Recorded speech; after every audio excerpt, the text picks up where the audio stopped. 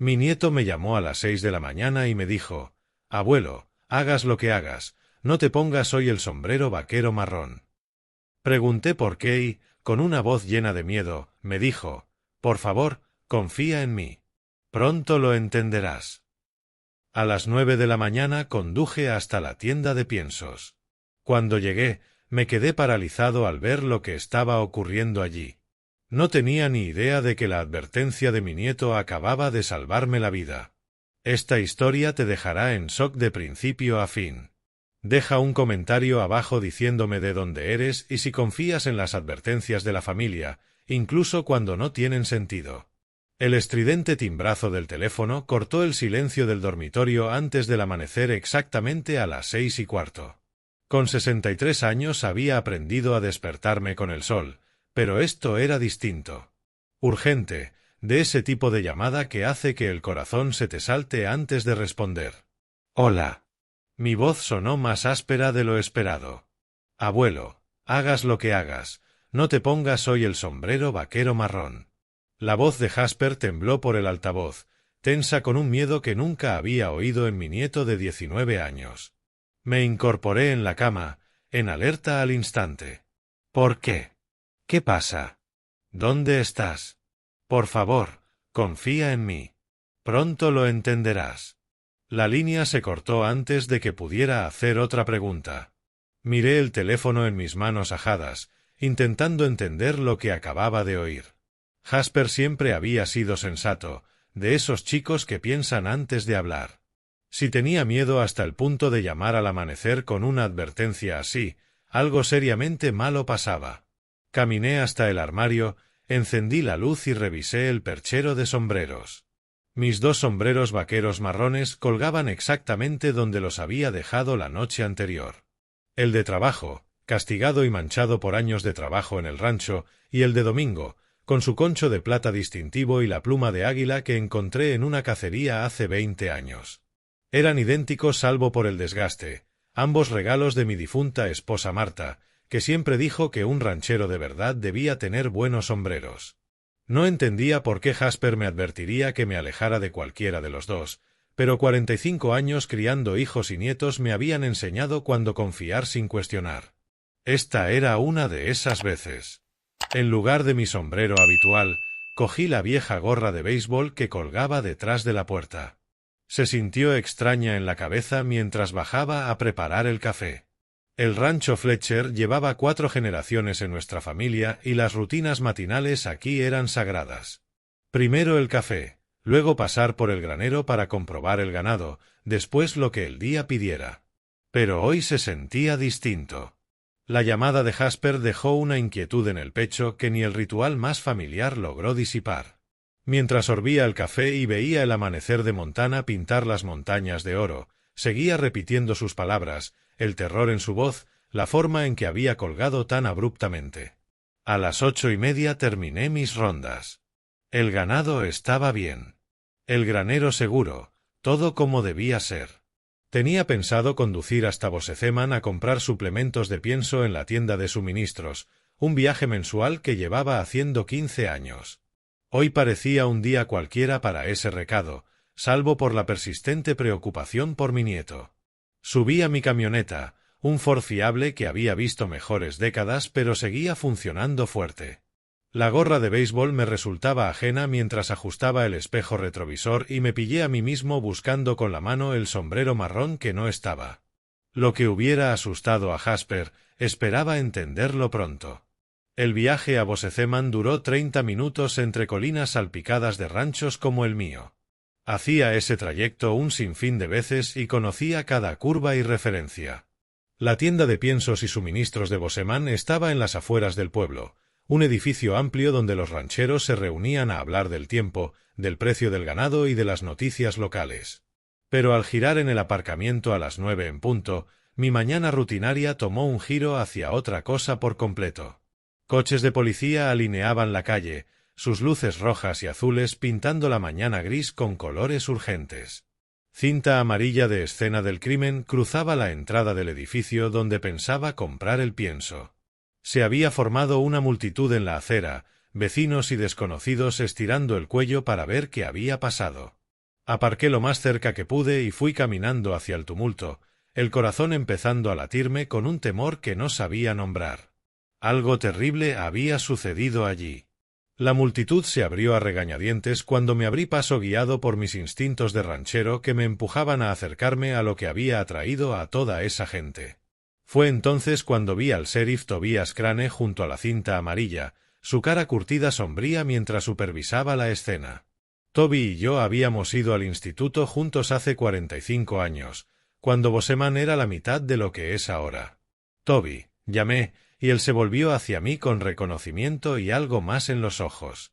Tal vez alivio o preocupación. Garrison, ¿qué te trae por aquí esta mañana? Su voz llevaba el peso de alguien que llevaba horas ocupándose de algo serio. Vengo por el pienso mensual, dije, señalando hacia la tienda tras la cinta. ¿Qué ha pasado?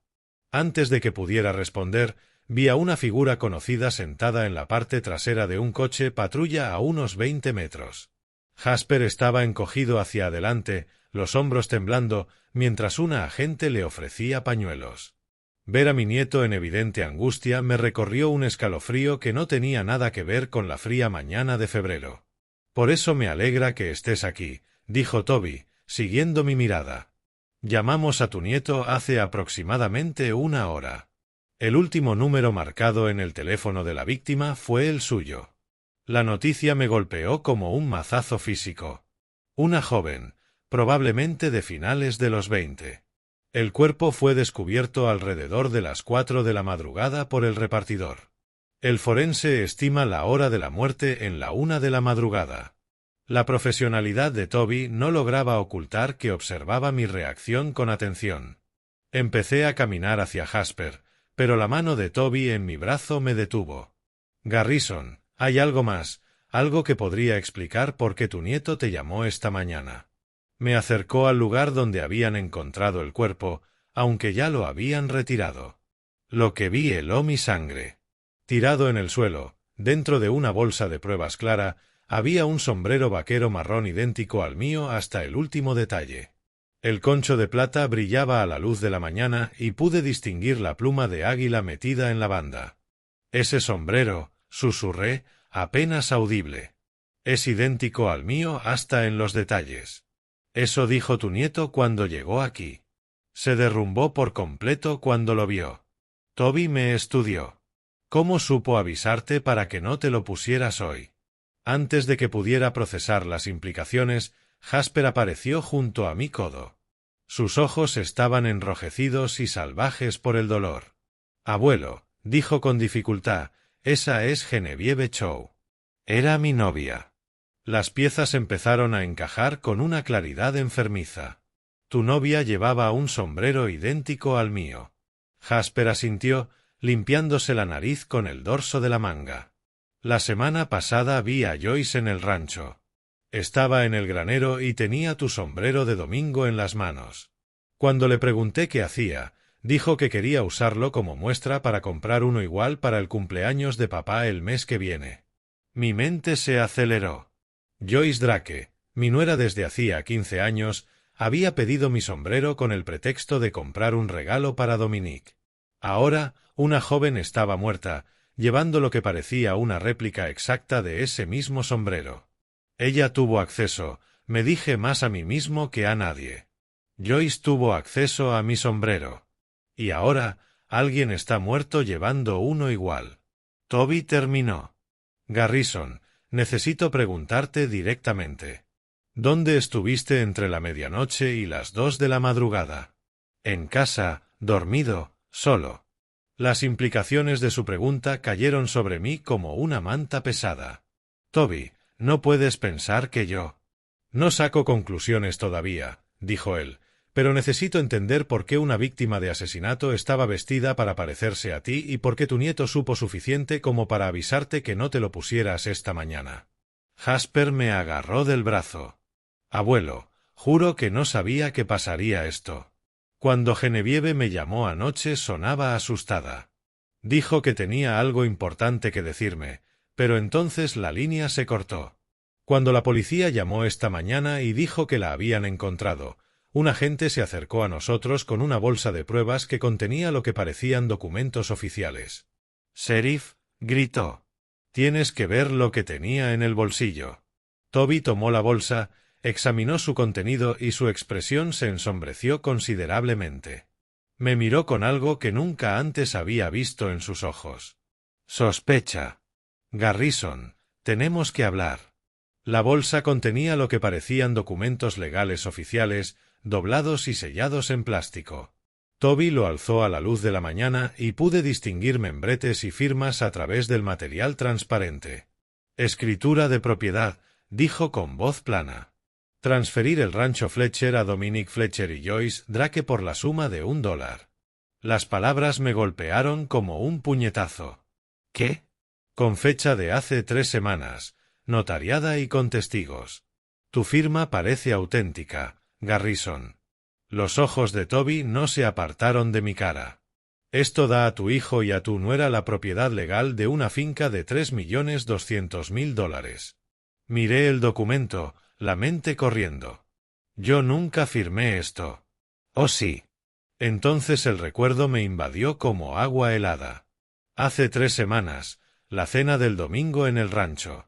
Joyce había extendido papeles sobre la mesa de la cocina después del postre, parloteando sobre actualizaciones de seguros y formularios fiscales. «Firma aquí, papá», dijo con esa sonrisa luminosa. «Papeles aburridos, pero protegen a la familia». Firmé sin leer, confiando en ella por completo. «Esto les da la titularidad legal», continuó Toby.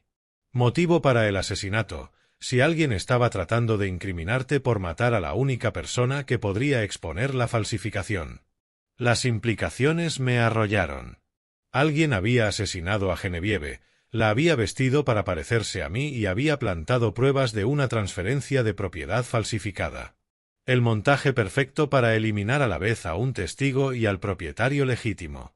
«Tengo que volver a casa», dije con la voz rota. El trayecto de regreso al rancho fue los 30 minutos más largos de mi vida. Cada curva en la carretera conocida me resultaba extraña, cada referencia del paisaje me parecía lejana. Cuando aparqué en la entrada, las manos me temblaban en el volante. El Lexus blanco de Joyce estaba aparcado cerca del porche como si perteneciera allí. Por la ventana de la cocina vi movimiento dentro de la casa. La encontré en mi despacho revisando mi archivador con precisión metódica. Papeles esparcidos por el escritorio y tenía una carpeta manila en las manos cuando entré. «¿Qué haces en mi casa?». Giró sobresaltada, pero recuperó pronto la compostura. «Garrison, menos mal que estás en casa. Estaba buscando documentos para ayudarte con estos asuntos legales. Papeleo de seguros, registros fiscales, cualquier cosa que pruebe tu inocencia. ¿Cómo sabías de problemas legales?». «Acabo de salir de la escena del crimen hace 20 minutos». Su sonrisa flaqueó un instante. «Dominic llamó. Se enteró del incidente en el centro. Somos familia. Nos apoyamos en crisis». Me acerqué notando cómo se había colocado entre mí y mi propio archivador. «Joyce, ¿me manipulaste para que firmara esa escritura?». «¿Qué escritura?». «No sé de qué hablas», dijo, pero sus ojos se habían vuelto fríos y calculadores. La máscara de nuera cariñosa se resbalaba. «La que transfiere mi rancho a ti y a Dominic por $1. La que encontraron en una víctima de asesinato vestida para parecerse a mí». Durante un largo momento nos miramos a través del escritorio que había pertenecido a mi padre y al padre de él antes que a mí. 4 generaciones de negocio familiar Fletcher, y ella lo revisaba como si fuera suya. «Tal vez», dijo al fin, «alguien te hizo un favor. Este rancho es una carga que ya no puedes manejar. Tienes 63 años, vives solo, tomas malas decisiones. Quizás sea hora de que la generación joven se haga cargo». La crueldad casual en su voz fue como un bofetón. Esa mujer había estado en mi mesa 15 años, me llamaba papá, había sido parte de cada fiesta y celebración familiar, y ahora estaba en mi despacho, hurgando en mis papeles privados y diciéndome que era demasiado viejo para gestionar mi vida. El sonido de un coche caro en la entrada cortó la tensión. Por la ventana vi a un Mercedes negro aparcar detrás del Lexus de Joyce. Un hombre con un traje de $1000 bajó llevando un maletín de cuero que probablemente costaba más que el sueldo mensual de mucha gente. La sonrisa de Joyce volvió, afilada y segura. Llegada perfecta. El hombre que entró en mi despacho impuso atención de inmediato. Reginald Thorne se movía con confianza practicada, su traje a medida anunciando éxito antes de hablar. Apoyó el maletín en mi escritorio con deliberada precisión. Señor Fletcher, soy el abogado de la señora Joyce Drake. Ha habido confusión respecto a documentos legales y desafortunadas acusaciones contra mi clienta. No hay confusión, dije. Ella me manipuló para que firmara mi rancho. Thorne sonrió como un tiburón. Ese es exactamente el pensamiento paranoico que nos preocupa. La señora Drake ha solicitado una audiencia de capacidad. Creemos que usted está sufriendo un deterioro cognitivo relacionado con la edad que afecta su juicio. Sacó una carpeta gruesa. Hombre mayor haciendo acusaciones delirantes sobre la familia, alegando conspiraciones y exhibiendo comportamiento errático. El tribunal verá a una nuera preocupada protegiendo los bienes familiares. Joyce se situó a su lado, su máscara de preocupación sustituida por cálculo frío. Lo hacemos por tu bien, papá. Además, la señora Drake posee documentos de poder notarial. Si el tribunal le declara incompetente, ella asumiría el control total de tus bienes, tus decisiones médicas y tu lugar de residencia. Las implicaciones me golpearon como un puñetazo físico. ¿Planean esto? Dijo Joyce. Este rancho vale $3.200.000. Eso es peligroso en manos equivocadas. La puerta principal se abrió. Dominique apareció, observando la escena con confusión. Mi hijo parecía mayor que sus 42 años. ¿Qué pasa, Joyce? ¿Por qué está tu abogado aquí? Tu padre hace acusaciones serias. Thorne explicó. Hablamos de protección legal para todos. Dominique miró entre su esposa y yo claramente desgarrado. Papá, quizá deberíamos considerar que te haces mayor y que este rancho es mucho trabajo. Los dos. La traición cortó más hondo que la crueldad de Joyce. Demanda por difamación de $5 millones. Evaluación psiquiátrica obligatoria. Vivienda supervisada. Joyce dijo, ¿fácil o difícil? Thorne asintió. La ley de Montana protege a los familiares que actúan de buena fe para ayudar a parientes mayores que no pueden ya gestionar sus asuntos. Sentí las paredes de mi casa cerrándose. El rancho que mi bisabuelo había ocupado estaba a punto de ser robado mediante manipulación legal. El teléfono vibró. Deja de pelear o lo perderás todo lo que amas. Antes de que pudiera procesarlo, otro mensaje de Jasper. Encuentro molino harinero viejo. Medianoche. Rodeo de ganado verano. La sangre se me heló. Rodeo de ganado verano era nuestro código de emergencia desde que él tenía 12 años. Algo que solo usaría si su vida estuviera en peligro real. Señor, esta conversación ha terminado, dijo Thorne con sonrisa imperturbable. Tienes 48 horas para reconsiderar. Después de eso, procederemos con todas las medidas legales para proteger los intereses de la señora Drake y garantizar su cuidado adecuado. Mientras recogían papeles, Joyce susurró cerca de mi oreja, no tienes idea de contra qué te enfrentas, viejo. Pero al leer el mensaje de Jasper entendí que esto iba mucho más allá del robo de la propiedad. Mi nieto estaba en peligro y nuestra supervivencia dependía de secretos que solo podían compartirse en la oscuridad de un molino harinero abandonado. El viejo molino se alzaba como un esqueleto contra el cielo estrellado de Montana, sus ventanas rotas mirando a ciegas el río Gallatin. Había conducido hasta allí sin luces el último kilómetro siguiendo un camino de tierra que recordaba de cacerías de hace décadas. Jasper estaba encogido en un muelle de carga de hormigón, su silueta apenas visible a la luz de la luna. Al oír mis pasos en la grava, levantó la cabeza con ojos que parecían mucho más viejos que sus 19 años. Abuelo, susurró con la voz quebrada, creo que ayudé a matarla. Me senté a su lado en el hormigón frío, sintiendo el peso de la verdad que nos había traído a ese lugar desolado. «Cuéntame todo». Genevieve no era solo una chica de universidad que conocí por casualidad, sus palabras salieron a tirones. El martes por la noche me llamó sobre las 10:30. Estaba emocionada pero asustada.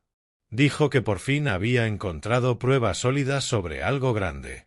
Lo tenía todo organizado en su apartamento. ¿Pruebas sobre qué? No quiso decir por teléfono, solo que involucraba a Joyce y a otras personas. Algo sobre propietarios de edad avanzada. Dijo que iba a enfrentarse a alguien a la mañana siguiente con pruebas de todo. Jasper se secó los ojos con la manga. Cuando la policía me llamó sobre su muerte, fui a su apartamento. La puerta estaba desbloqueada como si alguien hubiera estado allí antes que yo. El lugar parecía registrado, pero se les había pasado algo. ¿Qué encontraste? Detrás de los espejos del dormitorio ocultó archivos, registros bancarios, transferencias de propiedad, certificados de defunción, nombres y fechas de años atrás. Su voz se volvió más firme al continuar. Martha Whitmore era una de ellas, una anciana que tenía un rancho fuera de Red Lodge. La propiedad transferida a una empresa de desarrollo. Luego murió en un incendio doméstico 6 meses después. El nombre no me decía nada, pero el patrón era espeluznante. ¿Cuántas más? 11 que pude contar, quizá más. Todas propietarias mayores a lo largo de Montana, Wyoming e incluso Idaho.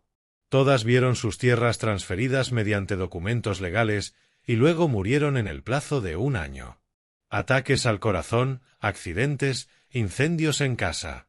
Mi nieto sacó una pequeña memoria USB. Copié todo antes de que alguien volviera. Genevieve llevaba años investigando esto. Abuelo, creo que descubrió que Joyce formaba parte de una operación que apunta a propietarios de tierras ancianos. ¿Y piensas que Joyce la mató para callarla? El sombrero, ¿abuelo? Así supe que tenía que avisarte. La voz de Jasper bajó a un susurro. En las notas de Genevieve escribía como a veces incrustan a sus víctimas. Hacen que parezca que la persona mayor cometió delitos antes de morir. Cuando vi a Joyce llevarse tu sombrero la semana pasada y luego oí lo del asesinato, las piezas encajaron con una claridad horrible. Joyce no había pedido prestado mi sombrero para el cumpleaños de Dominique. Lo robó para plantarlo en una escena del crimen y hacer parecer que yo había matado a la única persona que podía exponer su operación. Iban a incriminarme por asesinato y luego declararme incompetente. No, eso creo. Montaje perfecto. Eliminar al testigo y al propietario actual en un solo movimiento. Jasper me apretó la memoria en la mano. Pero Genevieve fue más lista de lo que creían. Documentó todo. Tenemos que llevar esto al sheriff Crane. ¿Podemos confiar en él? En los archivos de Genevieve había menciones de pagos a agentes de la ley. No sabemos hasta dónde llega. El sonido de vehículos acercándose nos hizo congelarnos. Múltiples motores moviéndose despacio sin luces, justo como yo había venido. Pero no eran amigos. Nos seguían, susurró Jasper. Pisadas crujieron en la grava fuera del molino y oí voces confabular en tono bajo. Al menos 3 personas, quizá más. Estábamos atrapados en un edificio sin salida trasera, rodeados por quienes Joyce había enviado para limpiar sus cabos sueltos. A través de una ventana rota vi haces de linterna barriendo la zona. Profesionales, metódicos. No eran aficionados. Abuelo, respiró Jasper, la mano temblando al meter la mano en la chaqueta. Hay algo más. El teléfono de Genevieve. Estaba grabando cuando pasó. Señor Fletcher, sabemos que están ahí. La voz de Joyce resonó por el molino abandonado con la seguridad de quien cree tener todas las cartas. Jasper y yo nos pegamos a la pared de hormigón mientras se acercaban pasos hacia la entrada principal. A través de las rendijas de la madera podríamos ver las linternas cortar la oscuridad. No hay nada que hacer, Garrison. Salgan y podemos hablar como gente civilizada. La puerta principal del molino chirrió al abrirse y Joyce entró flanqueada por 3 hombres. Reconocí al instante al deputy Tristan Fox, su uniforme y placa dando una falsa autoridad a lo que era claramente un negocio criminal. Los otros dos eran desconocidos, hombres corpulentos con ropa oscura que se movían con la facilidad practicada de matones contratados. «Están invasando propiedad privada», anunció Joyce con la voz llevándose por el espacio vacío. «Esas pruebas pertenecen a mi equipo legal y ustedes interfieren en una investigación en curso». El deputy Fox dio un paso adelante, la mano apoyada en su arma. «Esto es un asunto policial oficial. Ustedes están obstruyendo la justicia al ocultar evidencia en un caso de asesinato». Casi me río de la audacia. Iban a arrestarnos por poseer pruebas de sus propios crímenes. «Garrison, sé que me escuchas», continuó Joyce entrando más adentro del molino. «Llevo 2 años planeando tu eliminación, viejo. ¿De verdad creíste que podrías burlar una operación tan sofisticada?» Su confianza era pasmosa. Ahí estaba confesando asesinato y conspiración, convencida de que nadie oiría sus palabras. 11 propiedades a lo largo de Montana, Wyoming e Idaho. $50 millones en negocios de desarrollo. Tu pequeño rancho era solo la última adquisición de una empresa muy rentable. El agarre de Jasper en mi brazo se apretó cuando la voz de Joyce se acercó. Disfrutaba saboreando su triunfo. Genevieve debía ser fácil. Usar al ingenuo Jasper para recabar información, falsificar los documentos necesarios, arreglar un accidente conveniente para el obstinado abuelo. Limpio, eficiente, rentable. Pero ella se volvió ambiciosa, ¿no? Empezó a hacer la detective, creyéndose más lista que quienes venían perfeccionando este sistema durante años. Amenazó con destruir un trabajo cuidadosamente planeado durante décadas. El deputy Fox rió entre dientes. Debería haberse ocupado de sus asuntos. Tuve que eliminarla antes de que arruinara todo, dijo Joyce con naturalidad como si hablara del tiempo. El sombrero era perfecto. Incriminarte por su asesinato, luego usar tu obvia culpa y tu estado mental deteriorado para justificar la audiencia de capacidad. 2 problemas resueltos de una solución. Sin testigos esta vez, añadió Fox. A diferencia de algunas otras limpiezas que hemos manejado. La admisión casual de múltiples asesinatos me heló la sangre. Esa gente llevaba años matando a propietarios ancianos y la ley ayudaba a encubrirlo. Eres solo otro viejo codicioso que se interpone en el progreso, dijo Joyce. Montana está cambiando, Garrison. Gente como tú aferrada al pasado, bloqueando desarrollos que podrían beneficiar a comunidades enteras. Realmente estamos prestando un servicio. Sus pasos se acercaban. En minutos hallarían nuestro escondite tras la vieja cinta transportadora del molino. Pero la arrogancia de Joyce estaba a punto de convertirse en su ruina. Saqué el teléfono, mostrando claramente la pantalla, y me puse en pie desde detrás de la maquinaria. Joyce, dije con calma, llevo transmitiendo en vivo todo esto los últimos 10 minutos.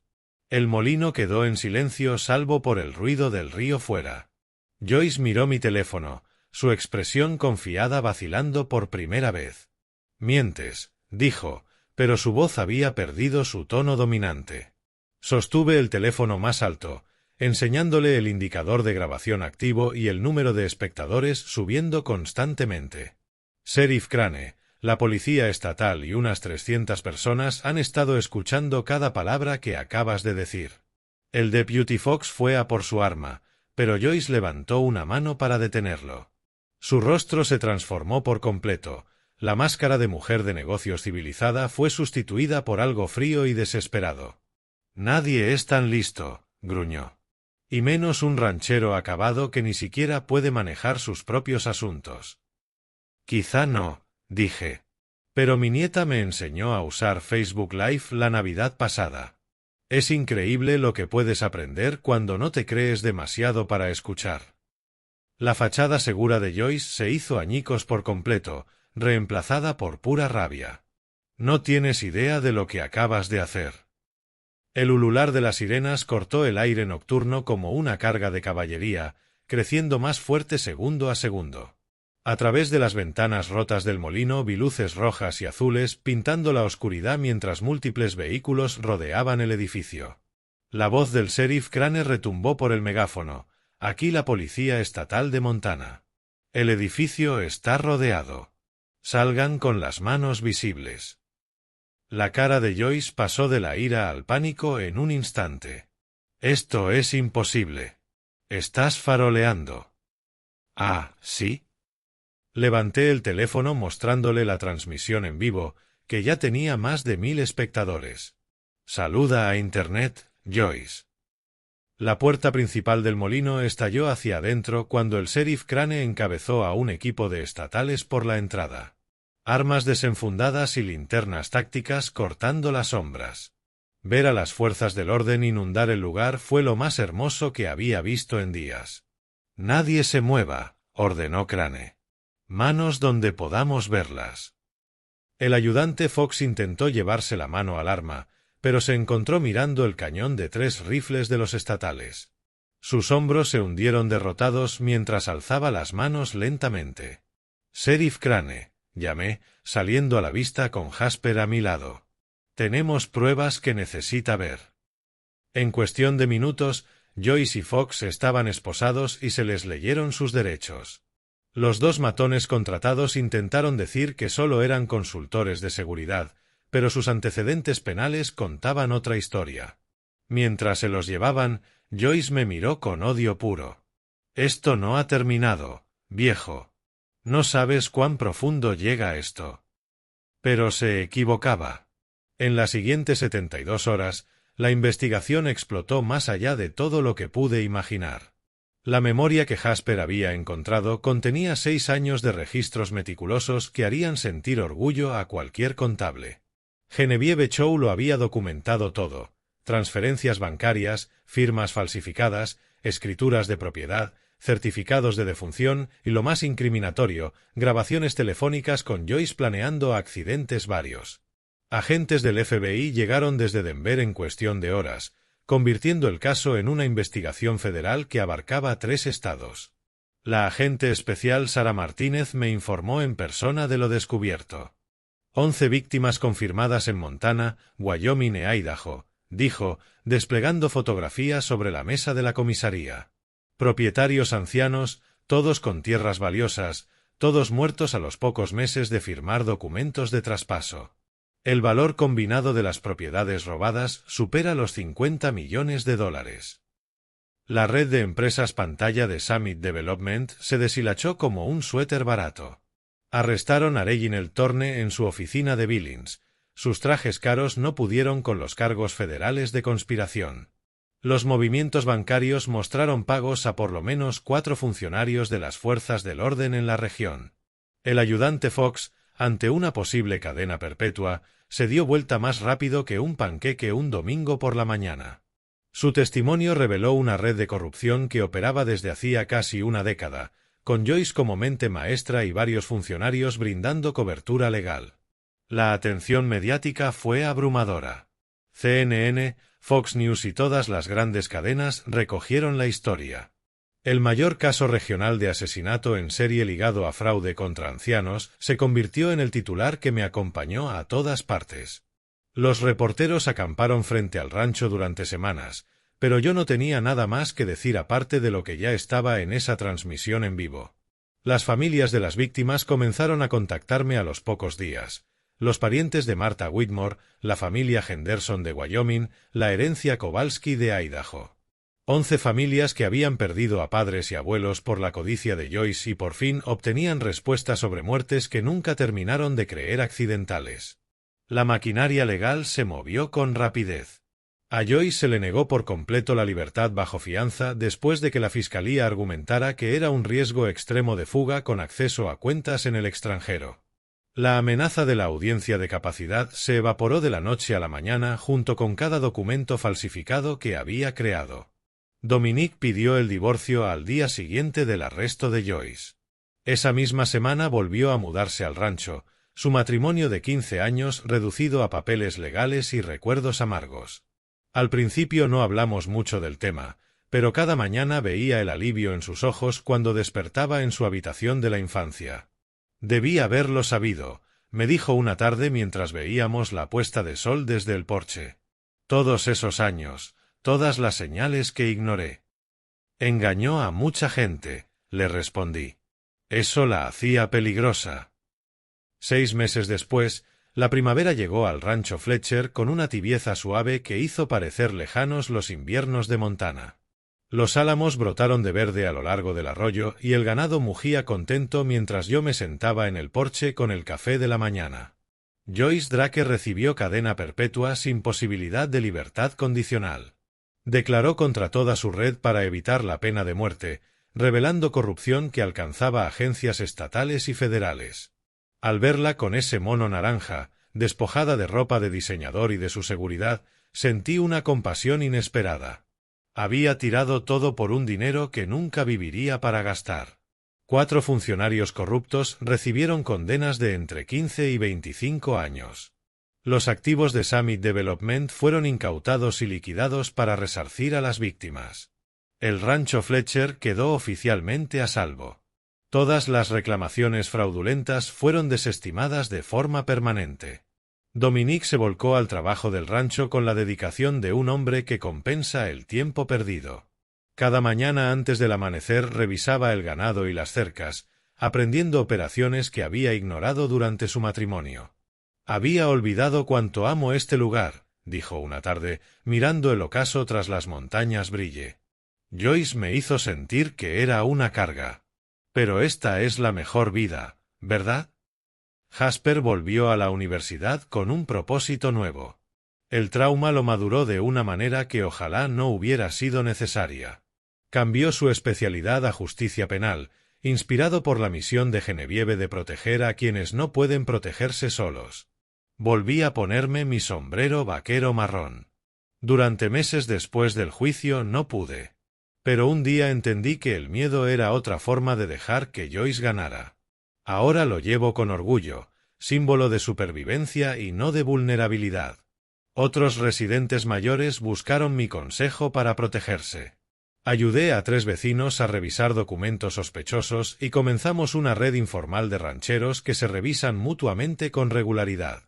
A Genevieve Chow se la honró con un fondo de becas conmemorativas en el Colegio Comunitario para Estudiantes de Justicia Penal. Su sacrificio seguirá protegiendo a otros mucho después de su muerte. Las cenas de los domingos volvieron a ser tranquilas.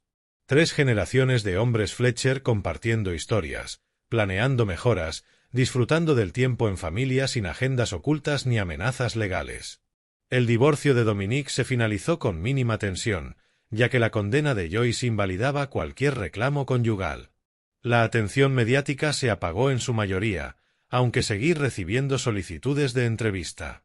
Las rechacé con educación, prefiriendo la satisfacción callada de una vida bien vivida a la fama pasajera de víctima de un crimen. Sentado en mi porche aquella tarde de primavera, viendo desvanecerse la luz tras las montañas, reflexioné sobre las lecciones del último año. La paciencia venció a la agresión. La sabiduría derrotó a la manipulación. Los lazos familiares, puestos a prueba por la traición y fortalecidos por la crisis, resultaron más duraderos que cualquier documento legal. A los 63 años descubrí que ser subestimado es en realidad una ventaja. Gente como Joyce vio mi edad y asumió debilidad, sin reconocer la fuerza que proviene de décadas enfrentando desafíos y aprendiendo de los errores. Confundieron mi silencio con confusión, mi confianza con credulidad, mi bondad con necedad. Se equivocaron en todo. El rancho Fletcher continuará otra generación, quizá más. Dominique habla de mejoras y prácticas sostenibles. Jasper habla de volver tras la universidad para ayudar a modernizar sin perder las tradiciones. Las grandes batallas no las gana la voz más alta, sino el corazón más sabio. La edad no trata de lo que perdiste, sino de lo que has ganado. ¿Qué habrías hecho en mi lugar? Dímelo en los comentarios. Mirando atrás, entendí que Dios obra de maneras misteriosas. Cuando sonó ese teléfono a las 6:15 aquella mañana, jamás habría imaginado que eso llevaría a destapar una red de asesinos que llevaban años depredando a ancianos. Pero el Señor sabe usar a gente común para hacer cosas extraordinarias. Y agradezco que eligiera a un ranchero viejo como yo para ayudar a hacer justicia. Si estás viendo esto y piensas en tu propia familia, permíteme darte un consejo. No seas como fui yo. No firmes papeles sin leerlos con cuidado, no importa quién te los pida. No supongas que los familiares siempre tienen tus mejores intereses en mente. Y, lo más importante, no dejes que nadie te convenza de que tu edad te hace débil o incompetente. Dios nos da años de experiencia por una razón, y esa sabiduría es nuestra arma más poderosa contra quienes querrían aprovecharse. Esta historia real me enseñó que la paciencia de verdad supera a la agresión. Cuando Joyce y sus abogados intentaron intimidarme con amenazas legales, podría haberme desesperado o rendido. En cambio, confié en el tiempo del Señor y en el amor de mi nieto. A veces lo mejor que puedes hacer es escuchar a quienes de verdad se preocupan por ti, incluso cuando sus advertencias no tienen sentido al principio. Estas historias de abuelo pueden parecer increíbles, pero cada palabra es cierta. El mal existe en este mundo, a menudo con un rostro familiar y una voz de confianza. Pero la gente buena aún supera en número a la mala, y la verdad encuentra la manera de salir a la luz cuando menos lo esperas. La clave es no rendirse jamás, incluso cuando las probabilidades parezcan imposibles. A todos los abuelos que comparten sus propias historias de abuelo y experiencias reales, su voz importa. Su sabiduría importa. Su experiencia de vida tiene valor, no es algo que deba despreciarse o manipularse. Si esta historia te tocó el corazón, dale al me gusta y compártela con alguien que necesite oírla. Suscríbete al canal para más historias reales que demuestran que la gente común puede hacer cosas extraordinarias cuando se niega a rendirse. Y cuéntame en los comentarios qué habrías hecho en mi situación. Tus historias inspiran a otros a mantenerse fuertes y luchar por lo correcto. Recibí una llamada inesperada. Señor, encontré algo que necesita ver. Venga solo. No le diga nada a su hijo. La voz temblorosa del fotógrafo me dijo que esto ya no iba solo de fotos de boda. Para el siguiente atardecer, conocería la verdad sobre mi nuera y cuán profundamente nos había traicionado a mi hijo y a mí. Deja un comentario y dime desde dónde estás viendo esto. Lo que voy a compartir te hará cuestionarte cuánto conoces realmente a quienes tienes más cerca. Me llamo Charles Anderson y, con 70 años, he aprendido que la vida te enseña paciencia, quieras o no. Pasé 35 años enseñando taller en la secundaria Franklin aquí en Tennessee, viendo adolescentes pelearse con la madera y con clavos testarudos. Mis manos siguen ásperas por todos esos años, pero lo bastante firmes para sostener una taza de café sin temblar. Franklin, Tennessee no es el tipo de lugar que sale en los titulares. Aquí la gente aún saluda en la calle principal, el dependiente de la ferretería recuerda que prefieres tornillos Phillips y el reloj del juzgado va 3 minutos retrasado y a nadie le apetece arreglarlo. Nos gustan nuestras imperfecciones. Hacen a un lugar honesto. Vivo en la misma casa blanca de tablillas que Susan y yo compramos hace 42 años, con el porche envolvente que ella decía que parecía de postal. Tras la muerte de Susan hace 10 años pensé en mudarme a algo más pequeño, pero esta casa guarda demasiados recuerdos. Además, alguien tiene que mantener vivas sus rosas. Todas las mañanas empiezan igual. Café a las 6:30, negro con un toque de azúcar. Sentado en el porche viendo despertar a Franklin. La señora Patterson saluda desde su ventana. Jimmy, el cartero, se detiene a charlar del tiempo o de los Titans. Estos pequeños rituales importan cuando construyes una vida alrededor de una ausencia. Paso las tardes en el jardín de Susan, aunque no tengo su mano verde. Ella hacía florecer tierra sin esperanza, sabía exactamente cuándo regar y cuándo dejar que la naturaleza siguiera su curso. Yo hago lo posible por honrar lo que ella construyó, aunque la mitad de las rosas se inclinen como indecisas sobre a dónde mirar. A veces me descubro hablándole allí afuera. La gente de Franklin ha sido buena conmigo desde que Susan se fue. En los pueblos sureños pequeños hay un entendimiento tácito sobre la viudez. Los vecinos traen cazuelas sin que se lo pidas. Las señoras de la primera Bautista se aseguran de que no pase todos los almuerzos del domingo solo. Es una clase de cuidado comunitario que no existe en lugares más grandes. Por eso, cuando sonó mi teléfono a las 7:30 de ese viernes, rompiendo mi rutina tranquila, supe que algo era distinto. En la pantalla aparecía un número de Charlotte que no reconocí, pero la voz sí, Eric Dawson, el fotógrafo que había captado la boda de mi hijo Matthew hacía 3 meses. «Señor Anderson», dijo, y algo en su tono hizo que dejara la taza de café. «Necesito hablar con usted de algo importante. ¿Podría conducir hasta Charlotte hoy?» Algo en la voz de Eric me dijo que esto ya no iba de fotos de boda. Mi hijo Matthew siempre ha sido mi mayor orgullo. Con 35, es todo lo que Susan y yo soñamos cuando lo sostuvimos por primera vez, rojo de llanto, en el Hospital General de Franklin. Se ha labrado una buena vida en Charlotte, Carolina del Norte, a unas 300 millas al este de aquí, trabajando como ingeniero civil para una de esas grandes firmas que diseñan puentes y carreteras. Trabajo honesto, estable, que paga bien y mejora la vida de la gente. Todos los domingos a las 2 en punto suena mi teléfono. Lleva así 10 años.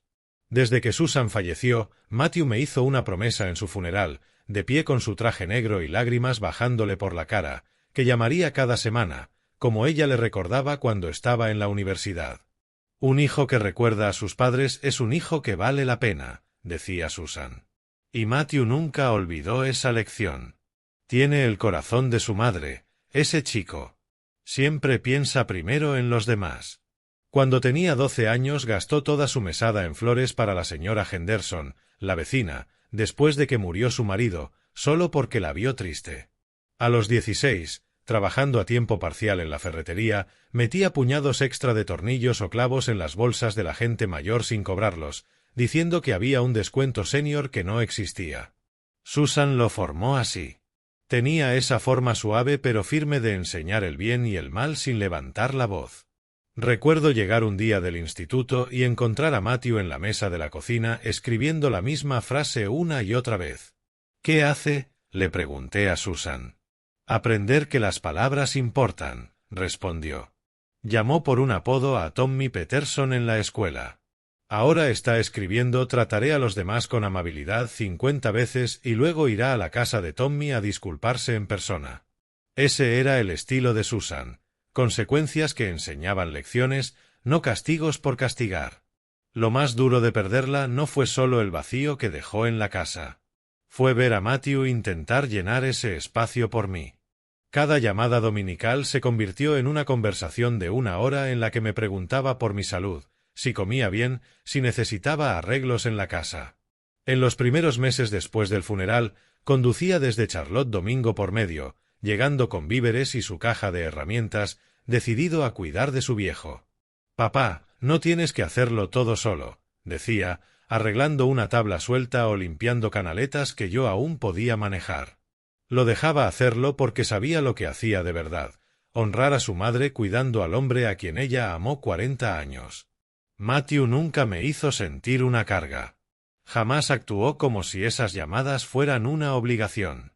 Hablando de su trabajo, sus amigos, su vida en Charlotte, siempre había una corriente de amor y respeto que me recordaba que Susan y yo hicimos algo bien al criarlo.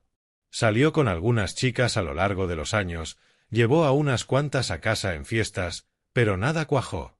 «Espero lo que tú y mamá tenían», me dijo una vez, y entendí exactamente. Un día llamó con una noticia que me llenó el corazón de alegría. Se llamaba Sienna Walsh y lo cambió todo. «Papá, conocí a alguien», dijo en la llamada dominical, y escuché algo distinto en su voz. No solo felicidad, sino asombro, como si hubiera descubierto algo que no sabía que buscaba. «Se llama Sienna y creo que puede ser la indicada». Con 32, Sienna Walsh era asesora financiera en una de las firmas más importantes de Charlotte. El tipo de mujer que podía hablar de tendencias de mercado y hacerlo sonar poético. Cuando Matthew describió su primer encuentro en una conferencia profesional, tartamudeó como adolescente. Ella daba una presentación sobre planificación de jubilación, me dijo riendo.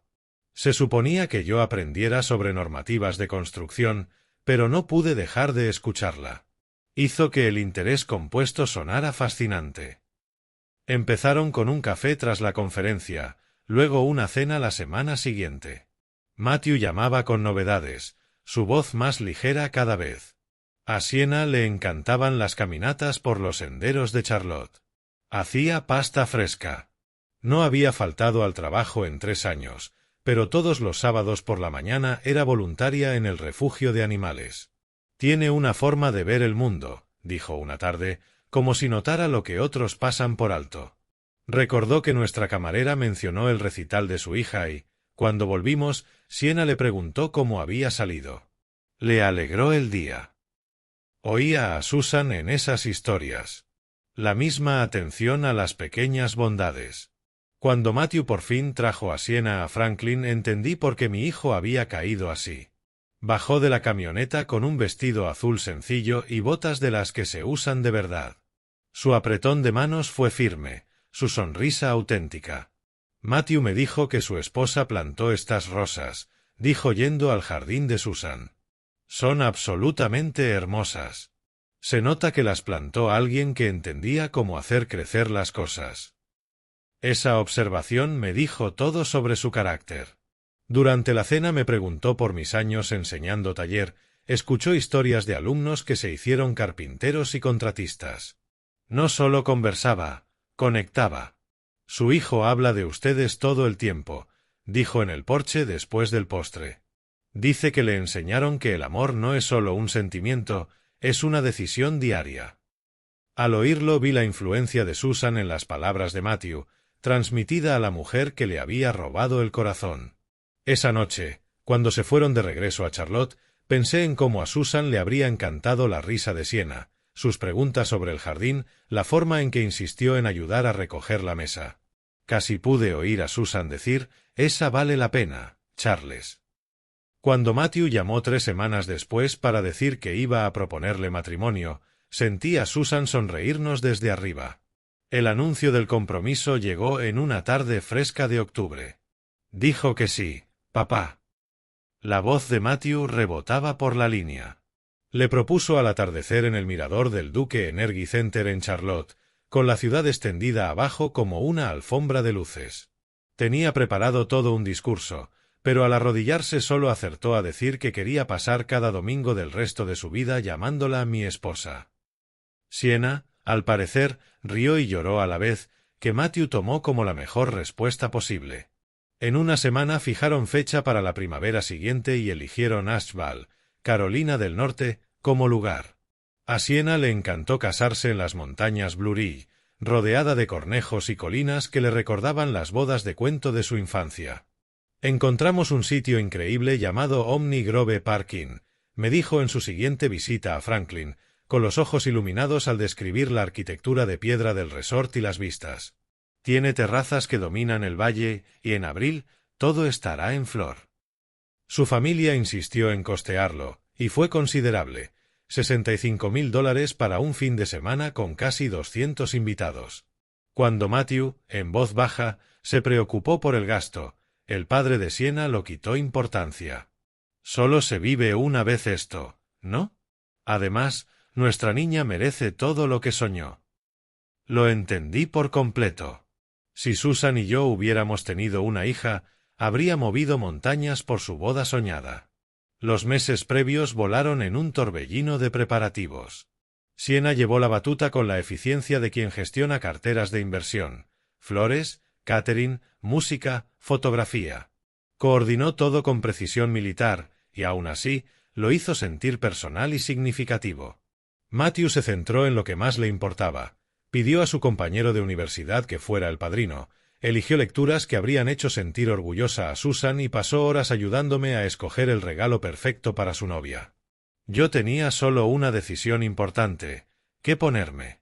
Había reservado el último regalo de Susan para esa ocasión. 3 meses antes de fallecer insistió en comprarme un traje nuevo para nuestro aniversario número 40, aunque solo planeábamos cenar en el Cracker Barrel. Todo hombre necesita un traje realmente bueno, dijo, pasando las manos por la lana gris carbón. Algo que lo haga sentirse el caballero distinguido con el que me casé. Lo usé una sola vez, en su funeral, y lo colgué con cuidado al fondo del armario, esperando otra ocasión especial.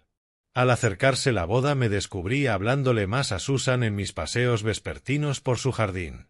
Le contaba del menú que eligió Siena, de los nervios de Matthew, de cuánto deseaba que estuviera allí para ver a nuestro chico empezar su nueva vida.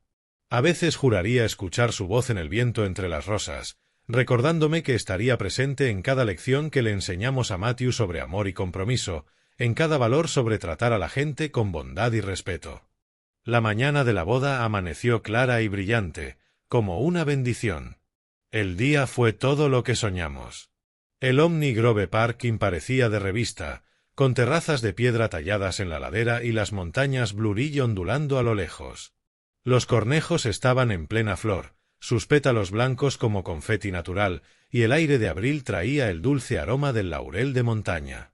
Casi 200 invitados llenaban la terraza. Me senté en primera fila con el traje que Susan eligió con tanto cuidado, sintiendo su presencia tan fuerte que casi me volví para buscarla. Cuando Siena apareció en lo alto de los escalones de piedra se me cortó la respiración, radiante con el vestido de encaje vintage de su abuela, irradiando alegría pura. Pero fue la expresión de Matthew lo que casi me deshizo. De pie con su smoking negro y las lágrimas corriendo al ver a su novia, se veía exactamente como yo me vi 42 años antes cuando Susan avanzó por el pasillo. La ceremonia fue perfecta en su sencillez. Escribieron sus propios votos prometiendo elegirse cada día y construir una vida basada en la bondad y el respeto. Cuando el ministro los declaró marido y mujer, el Vítor rebotó en las montañas como una celebración que todo el mundo podía oír. En la recepción bailé una vez con la novia, con cuidado y despacio. Gracias por haber criado a un hombre tan maravilloso, me susurró Siena. Pasé la noche viendo a Matthew recorrer el salón, el brazo siempre en la cintura de su esposa, el rostro iluminado con una felicidad que no le veía desde que era un niño en la mañana de Navidad. Conduciendo de regreso a Franklin esa noche, susurré en el coche silencioso: «Susan, nuestro chico está en buenas manos». Durante 3 meses después de la boda, la vida fue perfecta. Las llamadas dominicales de Matthew se llenaban de historias de casados. Encontraron su ritmo en su adosado de Charlotte con Siena, preparando cenas elaboradas y Matthew encargándose del jardín. Me enviaba fotos de caminatas de fin de semana por Crowder's Mountain, catas de vino en el valle de Yadkin, cenas tranquilas sentados del mismo lado del banco como recién casados. «Ella me hace querer ser mejor, papá», me dijo una tarde. «No porque no lo sea, sino porque merece mi mejor versión». A veces Siena se unía a esas llamadas preguntando por mi salud, mi jardín, si necesitaba algo de Charlotte. Sus preguntas parecían genuinas, la preocupación natural de una nuera que quiere ser parte de la familia. Fue en una de esas conversaciones cuando mencionó por primera vez mis finanzas. «Matthew me dijo que has sido muy sabio con tu jubilación», dijo con voz cálida de admiración. $220,000 es impresionante para la pensión y el ahorro de un maestro. Deberías estar orgulloso de lo bien que lo has gestionado. Me pareció tierno que Matthew compartiera detalles de mi seguridad financiera con su esposa, transparencia natural en una pareja que planifica su futuro. En las semanas siguientes Siena hilaba preguntas sobre mis inversiones.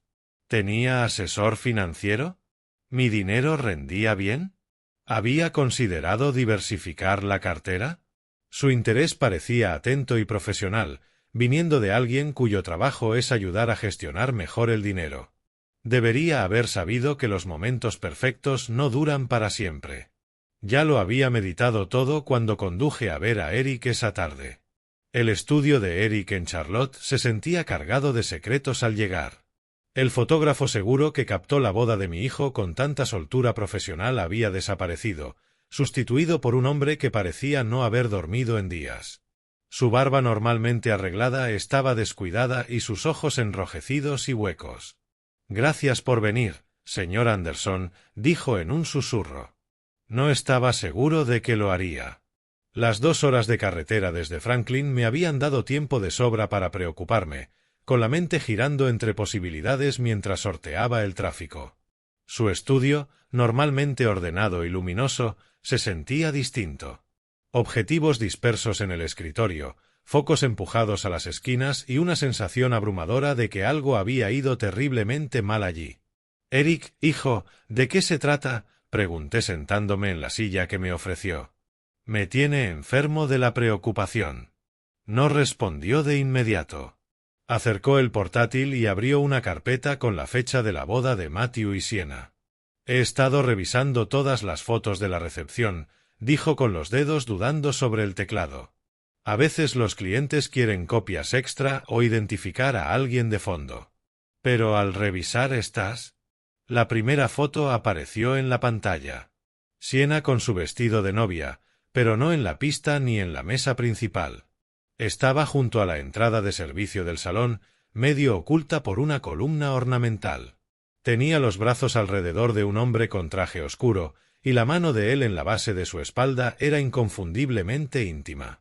«Ese no es Matthew», dije, con la voz plana y extraña. «No, señor, no lo es». Eric pasó a la siguiente. «Se llama Jeff Collins. Según la lista de invitados, es primo de Sienna». Pero la forma en que se abrazaban, la inclinación de su cabeza en su hombro, los labios de él en su sien. No era afecto familiar, era otra cosa. «Hay más», dijo avanzando por una serie con marcas de hora. Sienna desapareciendo durante los brindis, Jeff saliendo minutos después, su regreso 20 minutos más tarde con el pelo apenas desordenado y el maquillaje retocado deprisa. Sentí el pecho apretarse como si alguien ajustara un torno alrededor de mis costillas. «Eric, no entiendo. ¿Está diciendo que ellos?» «Señor Anderson, ojalá solo dijera eso», su voz se quebró. «Tras encontrar estas fotos investigué. Jeff Collins no es su primo. Es su socio. Llevan 3 años con una consultora financiera que apunta a inversores ancianos».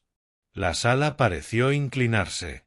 «Mi madre», continuó Eric, con lágrimas formándose. «Confió en ellos sus ahorros de jubilación el año pasado. $125,000. Todo lo que juntó en 40 años como secretaria escolar. Le vendieron una inversión de retorno garantizado. ¿Qué pasó con su dinero? Desapareció. Todo. Y murió 6 meses después, señor Anderson, creyendo que había fallado, que había sido tonta. Nunca supo que la habían elegido deliberadamente para robarla. El suelo bajo mis pies se desmoronó. El regreso a Franklin fue las 2 horas más largas de mi vida. Conduje en un silencio aturdido, las manos apretando el volante hasta marcarlo, la mente luchando por procesar lo que me había mostrado Eric. La autopista se extendía como siempre, pero nada se sentía familiar.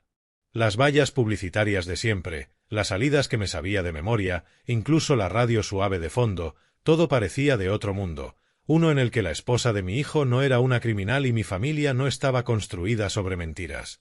Al llegar a mi entrada, el sol se ponía detrás del roble de Susan, proyectando sombras largas sobre el porche.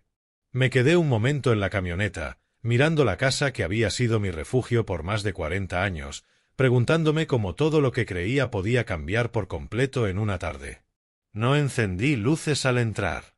La oscuridad parecía adecuada, haciendo juego con el peso de piedra en mi pecho. Fui hasta la mesa de la cocina de memoria y me senté en la misma silla donde Susan pagaba las cuentas, donde Matthew hacía los deberes, donde compartimos miles de conversaciones tranquilas sobre todo y nada. Primero llegó la rabia, caliente y afilada, haciéndome temblar las manos al pensar en las preguntas de Sienna sobre mis finanzas, su interés aparentemente inocente en mi jubilación. Me había medido, calculando cuánto podía robarle al hombre que la recibió con los brazos abiertos. Luego vino el duelo, más hondo que la rabia.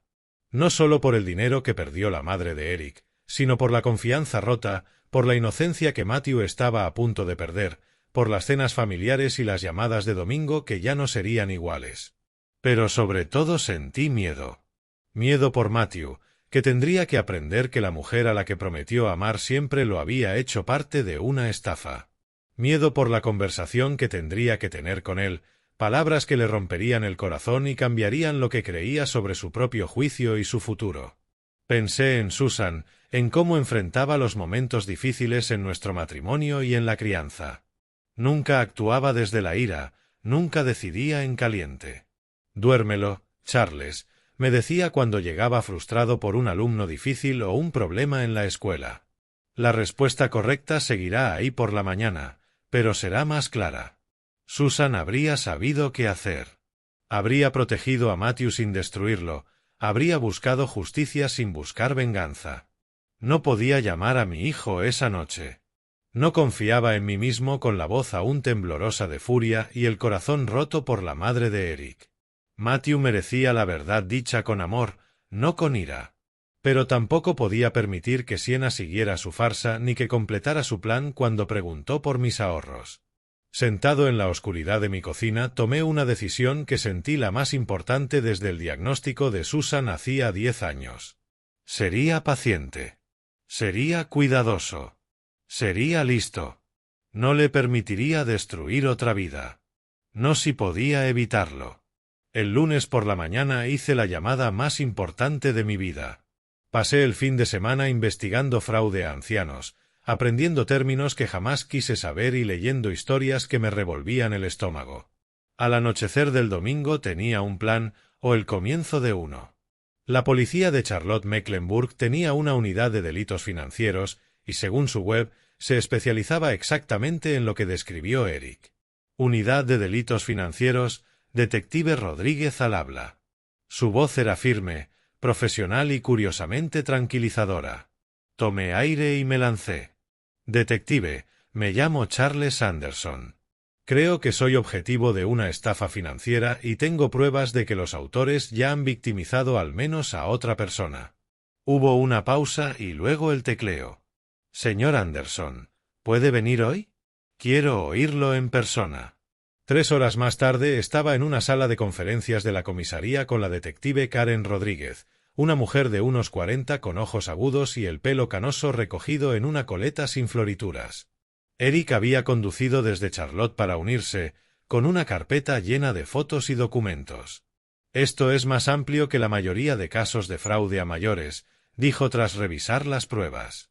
Esparció las fotos de la boda como piezas de un rompecabezas. Normalmente apuntan a desconocidos con llamadas frías o internet, pero esto es personal, íntimo, mucho más sofisticado. Eric también había trabajado el fin de semana. Encontró registros de Collins & Walls Financial Consulting, la empresa en activo desde hacía 3 años con una dirección de oficina que resultó ser un buzón. Rastreó a otras 2 víctimas además de su madre, ambas viudas mayores que perdieron sus ahorros en oportunidades de retorno garantizado. El patrón es consistente, explicó la detective señalando una línea de tiempo. Apuntan a personas socialmente aisladas, recién enviudadas o con hijos adultos lejos. Construyen confianza durante meses o años y luego actúan. En mi caso, dije despacio, construyeron la confianza casándose en la familia. Exacto. Lo que lo convierte en objetivo perfecto. Confía en Sienna porque su hijo la ama. Ella accede a información sobre sus finanzas por conversaciones familiares. Y si algo sale mal, ¿quién cree que la esposa de su hijo es una criminal? La detective se inclinó seria. Señor Anderson, según lo que mostró Eric y lo que contó de las preguntas de Sienna sobre sus ahorros, creo que planean ir a por toda su jubilación. Mencionó que sabía de sus 220.000. Así es. Pareció impresionada con lo bien que administré mi dinero. Ese es el anzuelo. No buscan robar una parte. En todos los casos documentados se llevan todo. Convencen a las víctimas de mover todo su nido a lo que llaman oportunidades de alto rendimiento que no existen. La realidad me golpeó como un puñetazo. Toda mi jubilación, todo lo que Susan y yo ahorramos en 40 años de presupuesto cuidadoso y vida modesta. ¿Qué hacemos?, pregunté. La detective intercambió una mirada con Eric. Tendemos una trampa. Va a fingir ser el suegro ingenuo y confiado que creen. Hará que Sienna piense que logró manipularlo para invertir con su firma. Sacó un dispositivo del tamaño de un botón. Es una grabadora. Cuando se reúna con Sienna captaremos todo lo que diga. Si admite la estafa o intenta que firme para entregar el dinero, tendremos suficiente para arrestarla a ella y a Collins. ¿Y ustedes estarán cerca? No podemos estar en la sala, eso la alertaría, pero monitorizaremos todo y entraremos en cuanto tengamos lo necesario. Eric me apretó el hombro. Señor Anderson, sé que le pedimos mucho, pero quizás sea la única oportunidad de detenerlos antes de que hieran a alguien más. Pensé en la madre de Eric, muriendo entre vergüenza y confusión. Pensé en Matthew, casado sin saberlo con una mujer que lo veía como puente al banco de su padre. ¿Qué necesito hacer? Teníamos una oportunidad para atraparla y yo era el cebo. El viernes amaneció con el peso de la justicia sobre mis hombros. Dormí poco practicando el plan de la detective y las frases que debía decir. La grabadora pesaba más de lo que era al sujetarla en el bolsillo de la camisa. La oficina de Siena estaba en un complejo nuevo de vidrio y acero diseñado para inspirar confianza. Me recibió con la misma sonrisa cálida de las cenas familiares y la misma preocupación aparentemente genuina que me había engañado meses. «Charles, me alegra que llamarás», dijo, guiándome a una mesa con papeles ya dispuestos. «He estado pensando en nuestra conversación y creo que esta oportunidad puede asegurar tu futuro». Empujó una carpeta con documentos de aspecto oficial mostrando retornos demasiado buenos para ser ciertos, porque lo eran. «Es una oportunidad de inversión por tiempo limitado», explicó. «La idea es mover 180.000 a un fondo de crecimiento en el extranjero que promedia 20% anual». «¿180.000?» pregunté, fingiendo dudar. «Es casi todo lo que tengo». «Sé que parece mucho, Charles, pero por eso funciona. El mínimo asegura retornos serios», dijo inclinándose. «Piénsalo. En un año podrías tener más de 200.000. ¿Cómo funciona exactamente? Es simple. Tu dinero se agrupa con otros fondos de inversores y circula por nuestra red privada. Los retornos vienen de contribuciones de nuevos inversores al principio, pero luego todo se equilibra cuando el fondo crece. Perfecto, pero necesitaba más. Entonces, los retornos vienen de nuevos inversores. ¿Lo han hecho antes con otras personas? Su confianza creció. Oh, sí. Tenemos clientes por todo el sudeste. El año pasado ayudamos a una viuda encantadora de Charlotte a invertir toda su jubilación. Estaba agradecidísima por los retornos que le prometimos. ¿Qué le pasó? Bueno, falleció antes de ver los beneficios, pero su inversión ayudó a financiar retornos para otros clientes. Así funciona, Charles. Es hermoso en su sencillez. Me sentí enfermo, pero seguí. ¿Y está segura de que esto es legal? Completamente. Llevamos años haciéndolo. Jeff y yo hemos perfeccionado el sistema, sonrió. Lo mejor es que nadie sospecha de la familia. ¿Quién va a creer que la amorosa esposa de tu hijo te robaría? Ahí estaba todo. Dejé el bolígrafo y la miré a los ojos.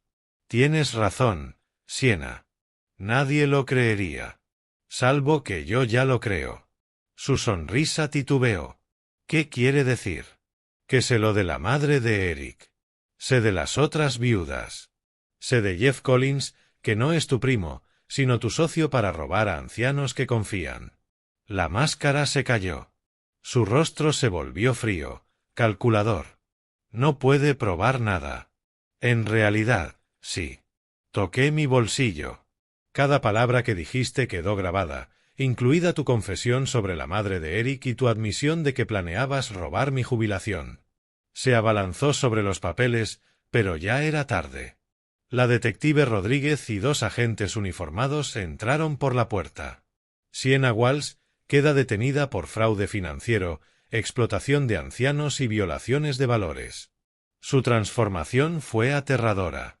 La nuera atenta desapareció, sustituida por pura rabia. «Eres un bastardo», gritó forcejeando. «¿Crees que eres tan listo? No tienes idea de lo que hiciste.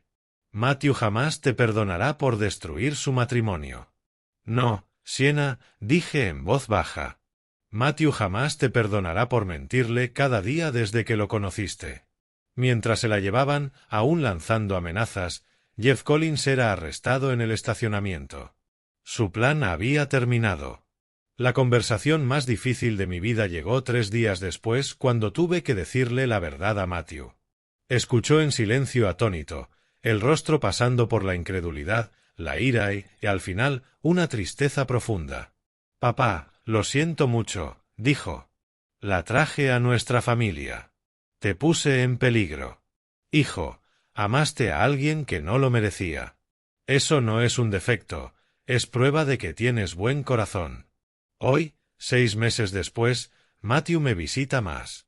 Nos sentamos en el porche, a veces hablando, a veces compartiendo el silencio. Está sanando, aprendiendo a confiar otra vez en su juicio. Por mi parte, aprendí que la paciencia no es debilidad y que a veces el mayor acto de amor es esperar el momento correcto para actuar. Mirando atrás esta historia real, veo errores que casi le cuestan todo a mi familia. No seas como yo. No ignores señales cuando alguien pregunta demasiado por tu dinero, incluso si es familia. Estas historias de abuelo no son solo entretenimiento. Son lecciones pagadas con dolor. Cuando Siena empezó a interesarse por mis ahorros, debí ser más cauto. Dios nos da instintos por una razón, y los míos gritaban que algo no estaba bien. La verdad es que esto pudo terminar muy distinto. Si Eric no hubiera encontrado esas fotos, Siena quizá habría logrado robar todo lo que Susan y yo ahorramos. Dios obra a través de gente como Eric, poniendo a la persona adecuada en el lugar y momento adecuados. Mi consejo desde estas historias de abuelo: confía, pero verifica. Ama a tu familia, pero no dejes que ese amor te vuelva ingenuo. Cuando alguien demuestre un interés inusual por tu dinero, haz preguntas, investiga y ora, porque la sabiduría de Dios siempre está disponible para quien la busca. Estas historias enseñan que paciencia y sabiduría suelen triunfar sobre el engaño y la codicia.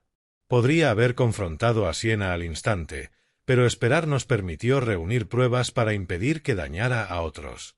A veces lo más difícil es lo correcto. La verdadera victoria no fue verla arrestada, sino proteger el futuro de Matthew y evitar que otras familias vivieran lo que vivió la madre de Eric. Esta historia recuerda que el mal a menudo lleva un rostro familiar, pero la gente buena trabajando junta puede vencer incluso engaños sofisticados. Si esta historia tocó tu corazón, compártela con quien la necesite. Deja un comentario contando lo que aprendiste y no olvides suscribirte para más historias con sentido. Tu apoyo me ayuda a seguir compartiendo estas lecciones, una historia a la vez.